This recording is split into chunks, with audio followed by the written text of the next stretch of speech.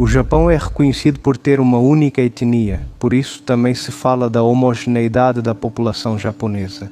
Mas, e se eu dissesse que na verdade existem 3 etnias? Acontece que as outras 2 representam apenas 5% ou até menos da população do Japão. Eu sou Naka, este é o Japatonic e hoje vou falar para vocês sobre a etnia Ainu.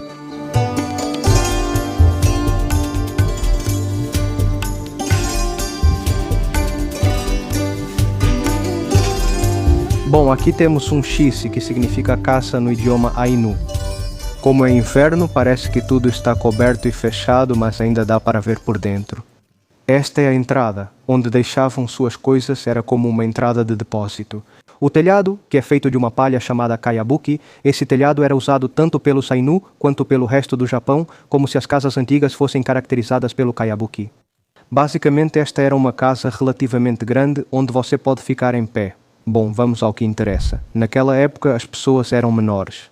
Telhado alto, janela no fundo, à qual se dava muita importância, porque diziam que a janela do fundo era para a entrada dos deuses. Os kamui, que na cultura Ainu, kamui é o termo para, como kami para os japoneses, deuses. Esta é a cozinha.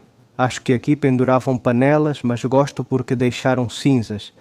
Esta é uma casa menor, aqui já é preciso se abaixar um pouco e além disso está bem escuro. Aqui não colocaram luz, ainda bem que temos luz na câmera, que mal deve dar para ver. A questão é que é como a outra, mas uma versão menor. Normalmente as comunidades que eles formavam sempre tinham um senhor que era o mais velho, digamos que era como o chefe daquele vilarejo. As casinhas parecem ter troncos grossos, olha só o tamanho desses troncos. Pelo que vejo, eles conseguiam muita madeira bem grossa e até usavam canoas, que eram feitas de um tronco grande, inteiro, que eles iam esculpindo e fazendo o buraco para virar um barco. Ou seja, não é que montavam com peças separadas, eles simplesmente iam escavando a madeira, olha a quantidade de neve que tem. É uma pena ter que ver assim coberto, mas o encanto também era ver isso no inverno. Acho que no verão dá para ver melhor daqui, porque aqui, além disso, a gente está bem longe. Estamos na cidade de Asahikawa, em Hokkaido, bem no meio, e além disso nos afastamos um pouco. Bom, foram uns 20 minutos de ônibus, mas desse lado aqui não tem nada, olha só, é só montanha, com algumas casas daquele lado. O caminho do ponto de ônibus até aqui levou 20 minutos e foi lindo. Era um bairro comum, mas era muito bonito. Na verdade, eu adoro esse clima, está maravilhoso, realmente está maravilhoso, mas é um bairro comum. Não há absolutamente nada além dessa área. É uma área cultural dos Ainu. Nunca vi uma cidade que fosse tão branca, porque aqui os carros, tudo está coberto de neve, até mesmo as avenidas grandes. Já os carros têm as rodas limpas, então tudo é branco, não tem marcas de rodas sujas. Não, porque em Tóquio, se chega a nevar em algum momento, como nunca neva, se chega a nevar, vira uma bagunça. Outra coisa que me chamou muito a atenção é que tem casas que têm o telhado assim, inclinado. A gente pensa que tem esse formato, claro, para a neve escorrer, mas eu percebi que tem muitas casas com o telhado plano. E além disso, vejo que tem umas escadinhas para subir. E claro, esse pessoal com certeza deve estar ciente de que se for assim é perigoso, porque a neve pode, cair e bloquear a entrada da sua casa ou algo assim. Esse pessoal sobe e, por conta própria, prefere tirar a neve com a pá, mas aí precisa ter um telhado forte, né? Porque senão pode ter muito peso de neve. É muito louco, porque eu pensei que todas as casas de Hokkaido eram triangulares, inclinadas, mas não é assim. A neve aqui é linda, mas o melhor é que não sinto frio, pois não há vento e o sol está presente. Agora eu entendo quando vejo por aí nos reels de garotas que estão fazendo snowboard de biquíni, e isso não é porque você procura, às vezes essas coisas aparecem.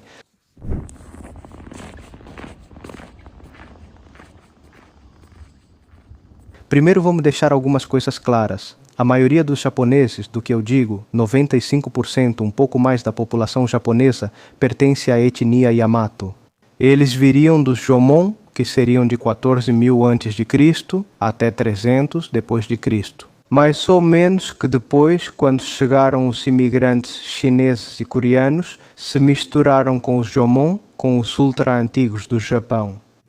E aí se formou o Yamato, que foi quando começou a civilização japonesa. Por outro lado, os Ainu eram uma mistura de indígenas que vinham do norte do Japão, da região de Hokkaido, das ilhas Kurilas ou das ilhas Sakhalina, e se misturaram com os Jomon. E, portanto, aí se formou uma etnia diferente, porque era a raça originária ultranativa do Japão, misturada. Uma parte com chineses e outra parte com gente do norte, que hoje em dia a gente diz que é Rússia, mas não eram russos, loiros, de olhos claros, como a gente imagina. Mas veja, a questão é que o que é hoje em dia Hokkaido, aquela ilha gigante que fica ao norte do Japão, antigamente não pertencia ao reino Yamato, era a parte maior. Vamos chamar de Japão continental e, portanto, essa ilha Hokkaido. Originalmente, na sua época, na época dos Ainu, era chamada de Ezo, e isso foi até o final do século XIX o-quê?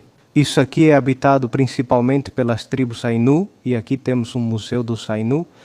E aí eu imagino que essa deve ser uma senhora, talvez que tenha origem Ainu também, não?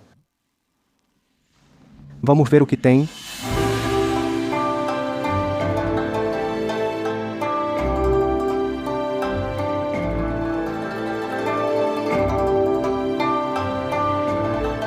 Agora, calcula-se que mais ou menos no século XVIII havia aproximadamente uns 80.000 Ainu em toda a região de Hokkaido e nas Ilhas Kurilas.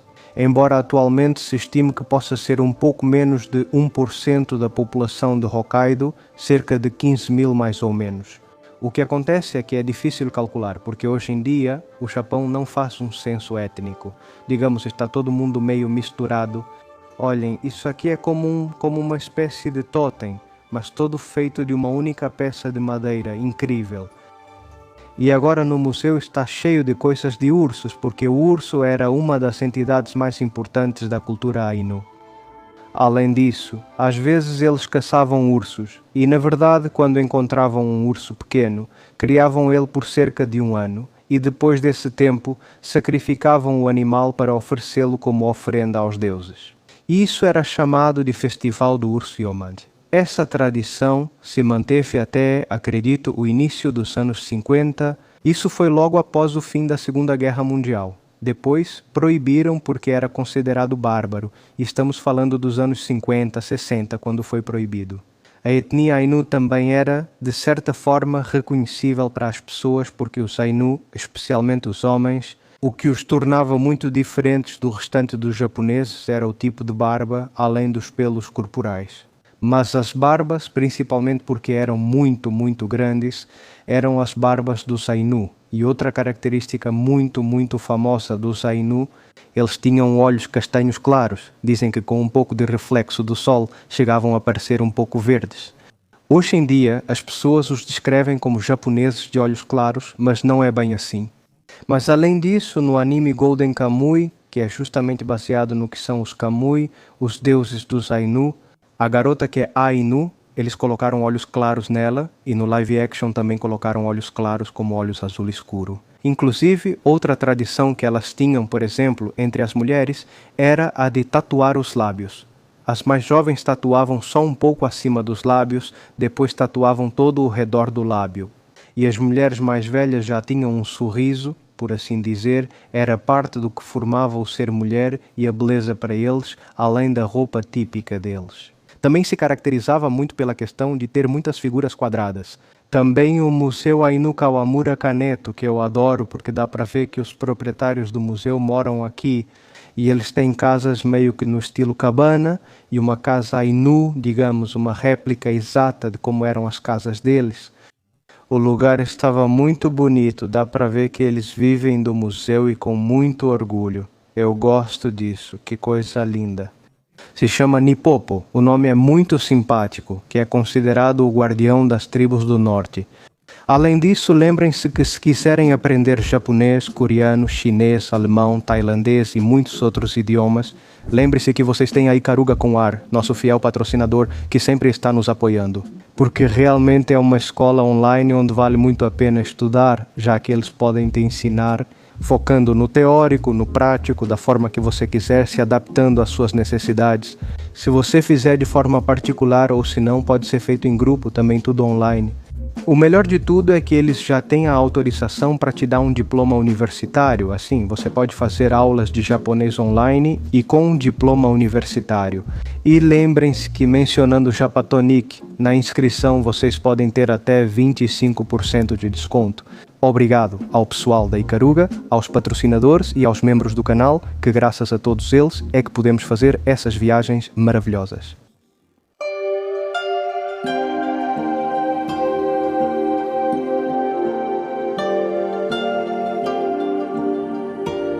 Olhem, agora sim temos uma casa Ainu sem estar coberta de neve, mas vejam que por fora são como se fossem folhas e ao lado temos uma casa Jomon, ou seja, dos que seriam os originários do Japão do século XIV a.C., de onde basicamente vem o imperador, por assim dizer.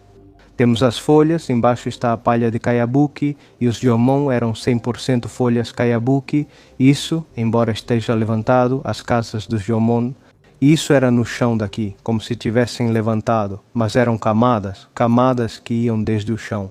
Não era um triângulo no chão, esse parecia ter paredes um pouco mais retas. É legal isso de encontrar um pouco as diferenças e, além disso, era um pouco mais circular, por assim dizer, as casas eram diferentes. Essas ilhas, por exemplo, as Ilhas Kurilas, e estas aqui pertenceram ao Japão, especialmente algumas que ficam por aqui. Na Segunda Guerra Mundial, a Rússia fez um tratado com os aliados de que ficariam com certas ilhas dessa região. Essas ilhas que estão aqui têm nomes japoneses, as ilhas, e nunca tiveram sequer nome russo. Tinha a ilha Kunashiri, que agora os russos chamam de Kunashir, a ilha Shikotan, que continuou sendo Shikotan, a ilha Habomai, que agora chamam de Kanashiri Habomai, e essa aqui foi a que mais mudou de nome, que é Etorofu, e mudaram para Iturup. E bom, essas ilhas o Japão ainda as reivindica hoje em dia, digamos, mas a Rússia não quer entregá-las. Porque, claro, estrategicamente a rota não é muito conveniente para eles. Agora, os Ainu não tinham escrita. Tudo o que transmitiam de geração em geração era basicamente pela fala e, portanto, não existem arquivos. Ainu, basicamente tudo o que é o idioma, coisas transcritas para o idioma Ainu, são escritas em letras romanas ou, neste caso, principalmente no Japão, em katakana, que é o alfabeto usado para palavras que não são nativamente japonesas. Para os Ainu, embora também fossem guerreiros, principalmente eram coletores, pescadores e caçadores. Eu adoro o fato de que as ruas estejam cheias de neve, os carros passam e dá para ouvir aquele barulho da neve. Eu adoro, já que não estou acostumado com isso. Mas olha, falando em costume, as garotas com menos 11 graus e de mini saia. O Japão é incrível, realmente não para de surpreender, é uma loucura. Muito bonita a cultura Ainu e tudo isso, mas teve um pequeno problema que a ilha de Ezo, justamente como está, era ocupada unicamente por uma tribo indígena. E não havia um sistema político nem nada do tipo. O Japão simplesmente tomou a ilha de Ezo, chamou de Hokkaido e ocupou a ilha, e isso trouxe bastante problemas para os Ainu. Os Ainu, como não tinham um sistema político estruturado nem nada do tipo, para os japoneses foi simplesmente pegar os Ainu e dizer: a partir de agora vocês são japoneses. Vocês têm que aprender o idioma japonês, esquecer suas raízes, suas tradições, seu idioma. Agora vocês pertencem ao Império Japonês e a partir de agora seus deuses não serão mais os Kamui, serão os Kamis ou o Imperador, ou seja lá o que for. Mas a questão é que, de forma forçada, eles incorporaram as tradições, costumes, idioma e, acima de tudo, a cultura japonesa. E claro, os Ainu eram considerados incivilizados, como selvagens, como a casta mais baixa, os que recebiam menos, os mais explorados, os que mais sofriam. Bullying na escola entre os menores e mais. Lembram que eu mencionei o fato de que as mulheres tatuavam os lábios? Bom, o fato é que foi na era Meiji que isso foi proibido e, portanto, as mulheres Ainu já tinham o tatuar dos lábios proibido. E esse santuário não é que viemos aqui por acaso, só porque sim, vamos ver. O fato é que este também é um santuário dedicado a todos os japoneses que morreram em eventos bélicos. mais ou menos como o Yasukuni Shinsha que fica em Tóquio, sobre o qual já falei em vídeos anteriores. Hokkaido também foi uma área muito ocupada militarmente, não pela questão da colonização. Quando estavam os Ainu, digamos que tomar Hokkaido não foi uma tarefa difícil para o Japão. O fato é que, no início do século XX, o Japão entrou em guerra com a Rússia, sendo o primeiro a vencer a guerra contra a Rússia. Primeiro, não ocorreu em território russo nem japonês, mas sim chinês. A Rússia estava na China, o Japão também queria a China, por isso lutaram lá. E o fato é que, como Hokkaido fica muito perto da Rússia, essa região foi muito ocupada militarmente para proteger a ilha de Hokkaido. É por isso que, existe o anime, esse Golden Kamuy, que mostra soldados imperiais e Ainu como se essas identidades estivessem presentes, não é? Olha, também não é que a tradição Ainu tenha sido ilegalizada e que isso estivesse proibido. Quando o Japão perdeu a Segunda Guerra Mundial, a Rússia ficou com as ilhas ao norte de Hokkaido. E lá ainda havia tribos Ainu vivendo, como a Rússia ocupou todo esse espaço. E essa é uma área onde sempre estiveram os Ainu. Os Ainu foram expulsos diretamente, não deixaram eles se adaptarem nem nada do tipo, simplesmente os mandaram para Hokkaido. Então Hokkaido acabou sendo a única ilha concentrada com Ainu nativos. E depois disso, depois da guerra, a cultura Ainu, digamos, não conseguiu se expandir, mas conseguiu se manter, já que com o fim do imperialismo japonês, também tudo o que era nacionalizações e coisas do tipo acabou se acalmando bastante, então os Ainu puderam voltar a ser normais, embora todos acabaram se adaptando. Ou seja, hoje em dia você não pode ver Ainu nativos vivendo nas florestas, nas montanhas ou algo do tipo. São todas pessoas já civilizadas, normais, comuns, apenas que podem ter raízes Ainu, só isso. A questão é que entre 2009 e 2019, mais ou menos, tudo já foi legalizado, foi reconhecido, melhor dizendo, oficialmente o que era a cultura Ainu. Ou seja, reconhecimento oficial do governo. Significa que agora é preciso incentivar a expansão da cultura, digamos, é preciso proteger tudo o que está relacionado aos Ainu nativos, o que já sabemos que é muito bom.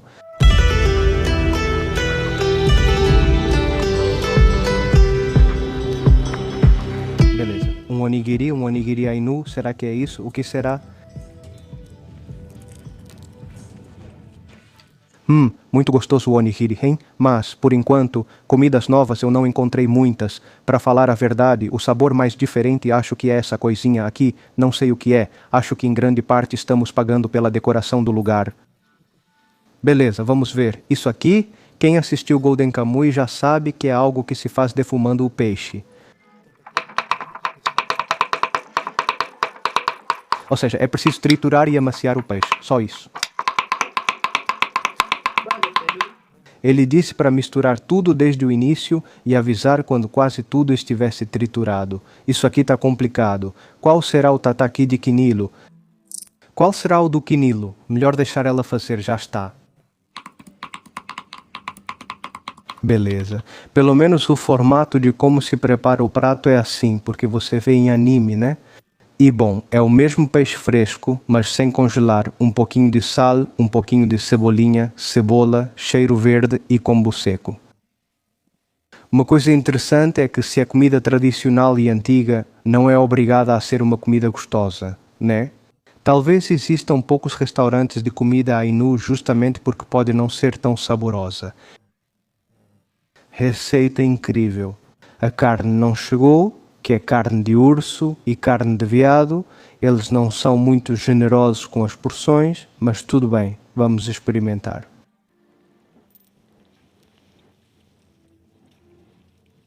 É muito parecida com carne de boi, mas sem gordura, tem um sabor meio especial, mas quase não dá para perceber. Agora vamos experimentar a carne de urso. Nunca, jamais provei assim.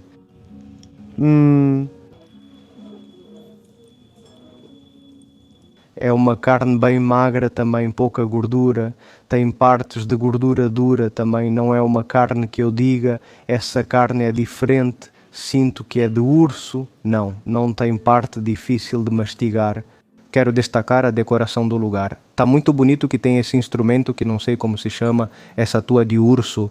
Aqui eles têm uma tábua. Para que será essa tábua, né?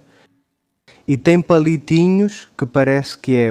embaixo da mesa eles têm tipo cinza de fogueira e tem 2 palitinhos, parece que é para tocar as baterias. Pele de veado. Já chegaram espetinhos de carne, espetinho de veado e espetinho de urso. Estão mais gostosos do que os de antes. A carne de veado é um pouco mais macia, já a carne de urso é bem durinha, tem um sabor forte, mas não muito marcante. Sobremesas, isso é chocolate. Que sobremesa estranha do Ainu, né? É uma sobremesa que gosta de batata doce, não sei. Uma sobremesa feita com amazaki, que seria arroz fermentado e um pouco de laranja. Chocolate bem amargo. E um chá que tem algo, não sei se tem algo de especial. Esse chá, é um chá Ainu. Não vou deixar a localização do lugar nem nada, porque não vale a pena vir, de verdade. Um antropólogo japonês encontrou uma nova etnia, por assim dizer, no século XIX, a qual ele deu o nome. Os Moyoro, que estavam na região de Abashiri, bem ao norte, na costa norte de Hokkaido. E durante as pesquisas perceberam que não eram Ainu porque tinham características diferentes. E além disso, as casas eram diferentes, as ferramentas eram diferentes, toda a cultura era diferente. Embora compartilhassem, por exemplo, a prática de coletar ossos de crânios de ursos, eles perceberam que os Moyoro, no final das contas, pertenciam àquela cultura. Okhotsk, que seria de onde descendem os Ainu, mas seria como aquela que não tem mistura.